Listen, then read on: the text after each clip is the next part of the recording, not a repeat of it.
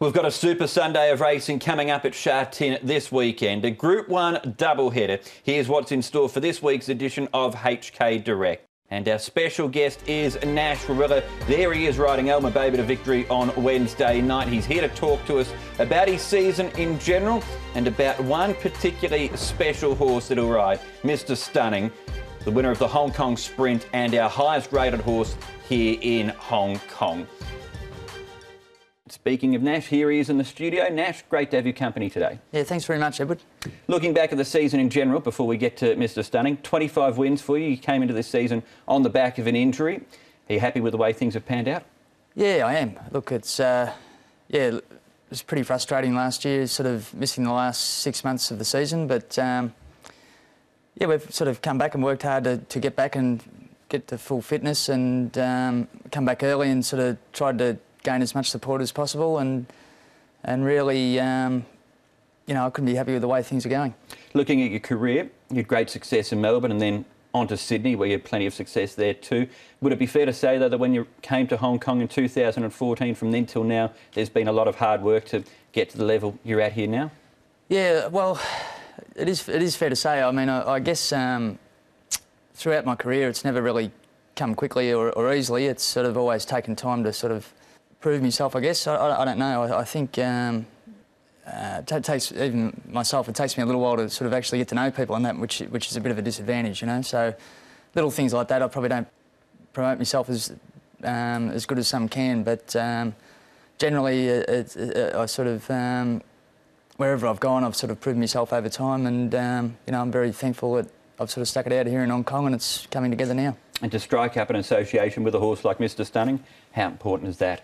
Well, it was important because, you know, sort of when I left home, I was leading Group 1 rider at the time and had great support sort of through mainly Gai Waterhouse and Chris Waller. Yeah, it was sort of, you're sort of thinking when you do come away that you can sort of get an opportunity to bounce off where you left off, but it's taken me a very long time to gain or capture a good horse to ride, and thankfully this season it's come and yeah, it's just been phenomenal, really. He's just an outstanding horse, and just a matter of being in the right place at the right time and getting on him, you know. You've won big races in Melbourne, like the Caulfield Cup, Golden Slippers and Doncasters in Sydney, famous Dubai Duty Free win on Elvstrom back a decade or so ago. But to win on International Day with your family there, where does that rate in your career? Yeah, look, it was very special because I guess with a young family sort of growing up, and they've come over here, Caitlin and Campbell, and sort of watched me gradually build momentum and work hard to do so. And I think they got a lot of satisfaction out of it too. And also, obviously, having my father here was pretty special because he's just been impossible to get on a plane. First time we've sort of got him out of Australia. So it was a great thrill. And, you know, obviously, everyone saw the emotion that he felt. So it was very special, very special. OK, more on that day shortly, but of course Mr. Stunning lines up on Sunday as one of the main contenders in the Group 1 Centenary Sprint Cup. Group 1 worth $10 million, over 1,200 metres. He'll take on DB Pin, who finished a narrow second to him in the Hong Kong Sprint last time. Lucky Bubbles, a Group 1 winner in his own right. Hugh Bowman flies in to take the ride. Blizzard potentially heads to Japan after this race, while the field goes down to Beat the Clock, the X-Factor horse, one of 3 John Size trained runners in the field who'll be taking on the big boys on Sunday. Let's look at the Hong Kong Sprint then, Nash, and the race itself. Of course, most of these horses coming out of it. Here you are here. You've also got the likes of Blizzard behind you, Lucky Bubbles, DB Pins out wide on the track. Just take us through the race, and also you kept away from the rail. Was that a conscious decision to do that?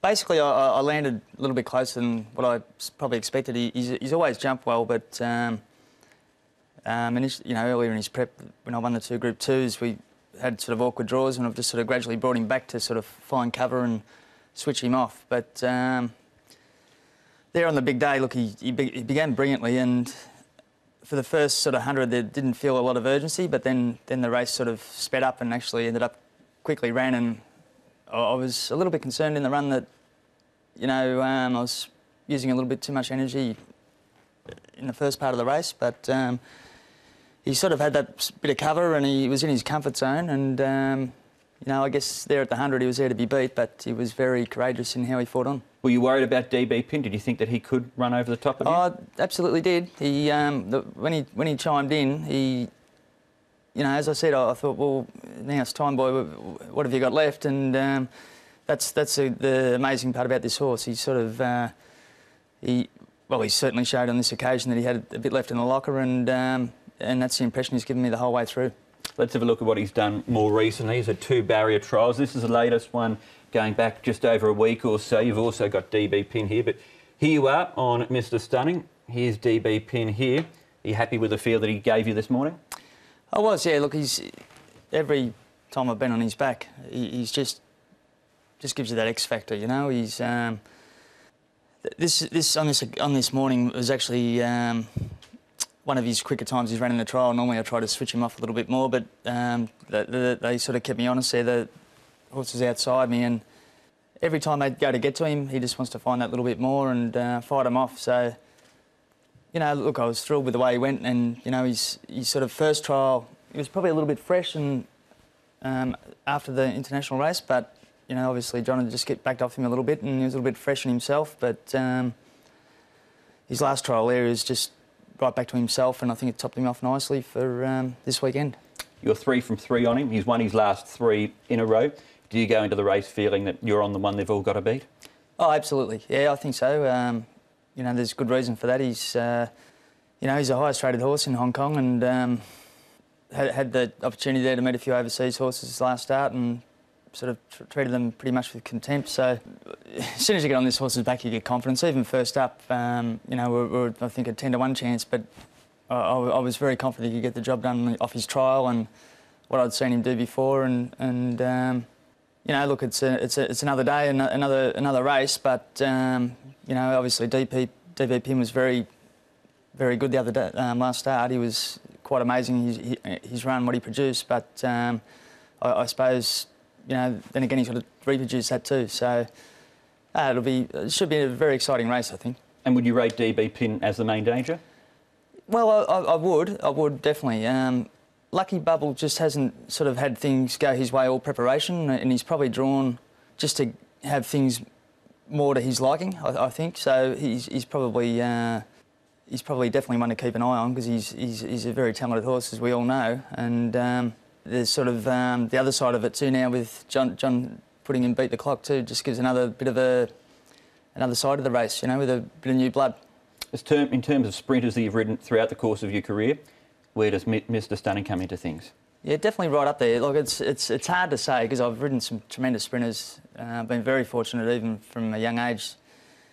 You know, early on in my riding career, I sort of, you know, I was fortunate enough to ride for Brian Mayfield Smith, who had some terrific sprinters at the time, and I won a few Group 1s for him. But look, to me, he's right up there. He's, I guess, what really proves a champion horse is sort of for how many seasons they can keep doing this. But what he's done so far this season has been outstanding. He's one of 7 rides on the card that you've got. Let's have a look at the others that are coming up on Sunday's meeting at Sha Tin. It's one of 2 Group 1s, the Centenary Sprint Cup. Horse of Fortune in the Stewards Cup. How do you assess his chances? Well, look, he's always at his best been sort of a couple of lengths off them, but you know, I rode him in a sort of surging gallop there a couple of weeks ago on the course proper, and he gave me an awesome feel. He sort of feels like he's in career best form, and he's got a lovely draw, which is a big advantage to him. And you go through the race, it's not an easy race. It's one of the toughest races you'd ever see over the mile, but you know, you go into these races with a bit of confidence and just try and give your horse every possible chance, and hopefully we can sort of have a length in our favour at some stage in the race, and that'll put him right in it. And the other horse I wanted to ask you about there too was Water Divine, a good placing behind Hot King Prawn. That looks like a nice form line. Absolutely, yeah. Look, he's a horse that I rode right from the first day he got here, actually, and I've had sort of good support from the owners since I've been here in Hong Kong, and yeah, I've won a couple on him already, and he's sort of now at a stage where he went through a point in his career where he wasn't sort of quite right, and things weren't sort of 100% with him, but he's right back on track now, and proved that the other day, and I expect him to be very hard to beat. Okay, so there Nash's thoughts And some of his rides, particularly there, Mr. Stunning in the big sprint race coming up this Sunday. We're almost out of time for today's show. Here's what's coming up this weekend. Trackside live coverage for the 10 race card starts at 12:30 Hong Kong time. The Centenary Sprint Cup is the first of the 2 Group 1s. It's at 4:05, while the Stewards Cup features Horse of Fortune, as well as defending champion Helene Paragon up against Hong Kong Mile winner Beauty Generation and Hong Kong Cup winner Time Warp. For more information, go to the website hkjc.com, or you can also go to Twitter at hkjc_racing. All right, that's all for today's show. Nash, thanks for coming in. Best of luck on Mr. Stunning on Sunday. Yeah, thanks very much, Edward. Thanks for having me. Thanks to Nash for coming in and joining us on this week's edition of HK Direct. Looking forward to a super Sunday of racing this weekend at Sha Tin. We'll join you trackside.